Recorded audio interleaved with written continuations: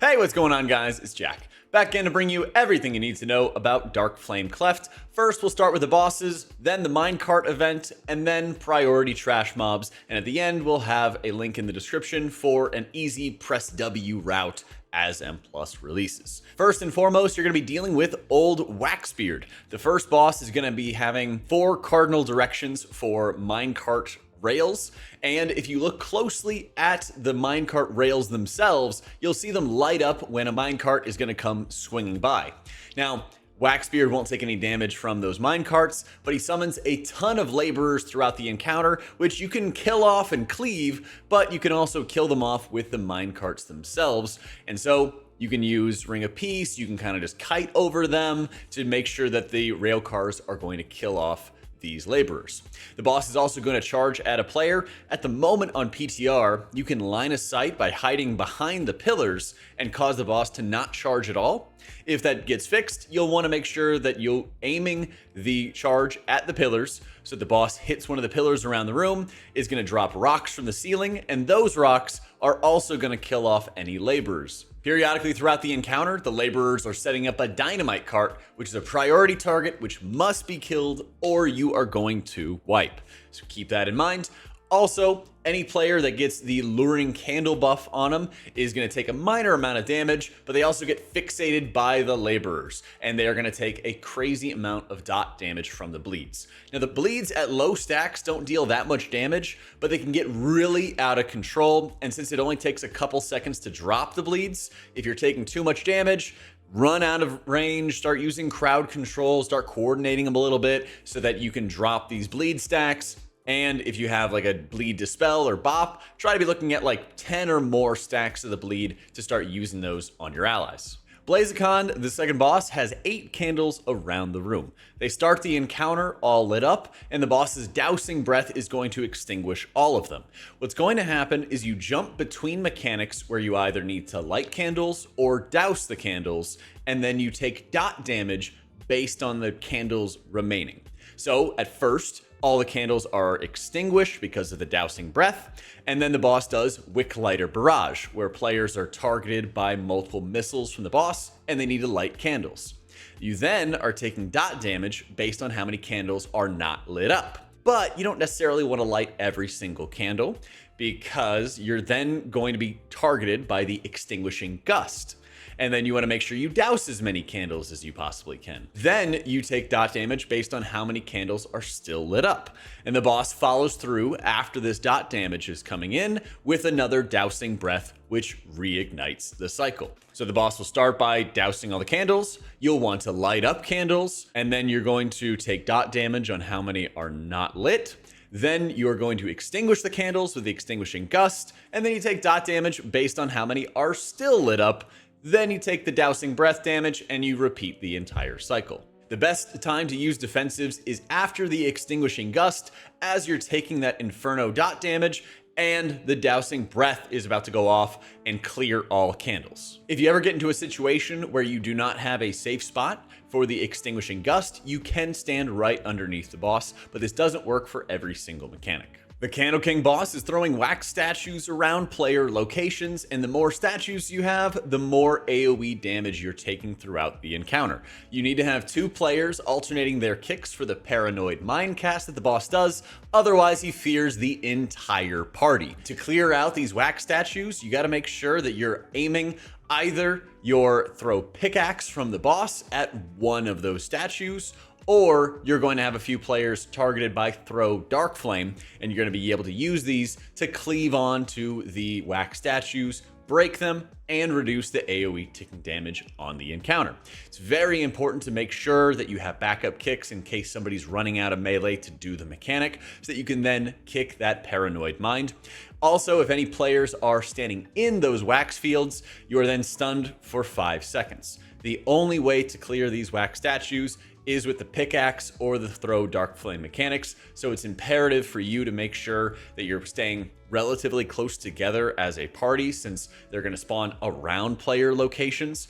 and that you're going to make sure you cleave as many of these effects as you possibly can. The best possible time to use defensives on the encounter and where people will die is when they get targeted by Throw Darkflame and there's multiple statues out all at once. This is a very easy area for you to get comboed and killed, so make sure every single person is having some kind of defensive at the ready when they're dropping off these Throw Darkflames. It's a very difficult encounter if you fall behind with clearing these stacks, so make sure you're standing close together and that everybody knows they need to be clearing these statues as soon as possible. The final encounter is the darkness itself, and you're going to want to position close to the wax lumps that you'll see in the northwest and northeast corners of the room as you're facing the darkness boss. You want to do this because you're going to have one large candle to fight the darkness with, and you can pick it up by either clicking on it or activating your extra action button. While holding the candle, you cannot attack enemies or heal your allies or anything, and so this is going to fall to likely the healer to be picking up the candle and using it to 1, position the boss close to where those wax lumps are at, and 2, making sure that you are the one responsible for picking up the candle so that you can dodge the boss's frontal and make sure that you're in a good position to keep this candle so that the entire party is maximizing their uptime on the boss.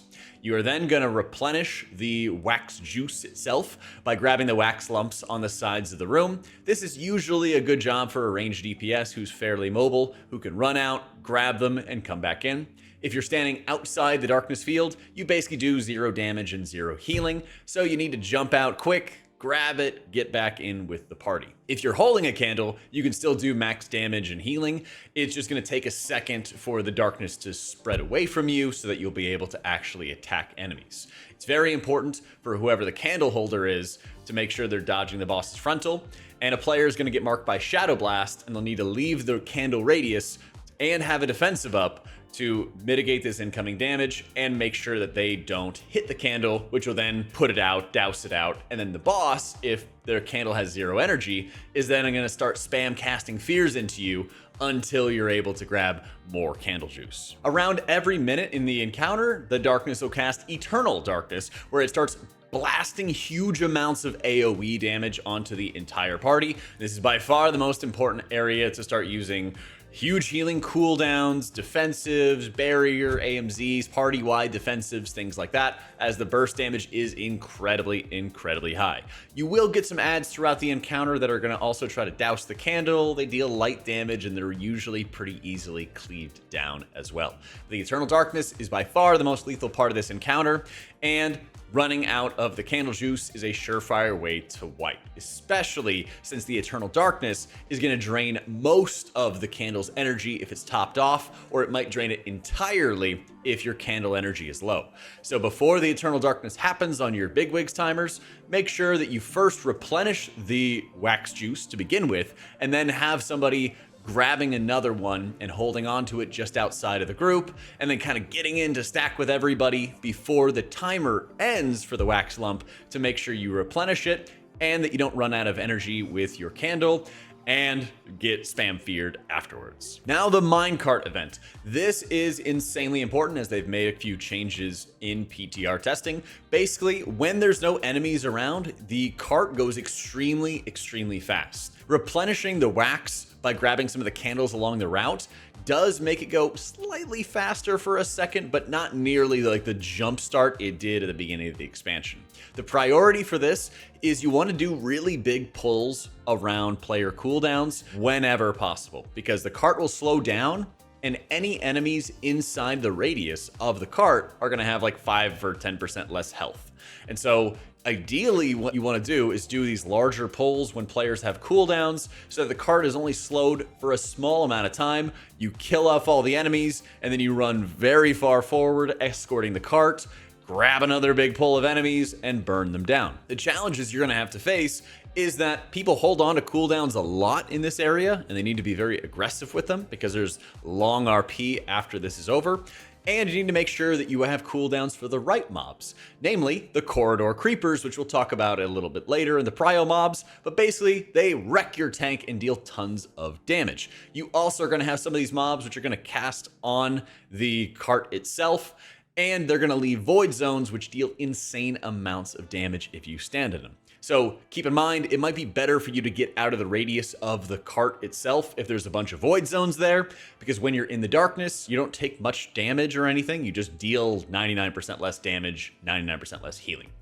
It is very easy to get around and grab the wax lumps to replenish the cart juice, and you can have your healer doing that whenever there's not any like prio target, because there's usually not that much damage here, as long as you are properly pulling a large amount of mobs around cooldowns and then making sure you focus down the corridor creepers first, because they are absolutely the most deadly. Once you get to the minecart itself at the very end, you load it up with dynamite, and it actually is important for you to be clicking with the dynamite. Up until 9, you can basically burn the boss from 100% to 90%, and so if somebody's AFK for that, you might have a longer time on the darkness boss.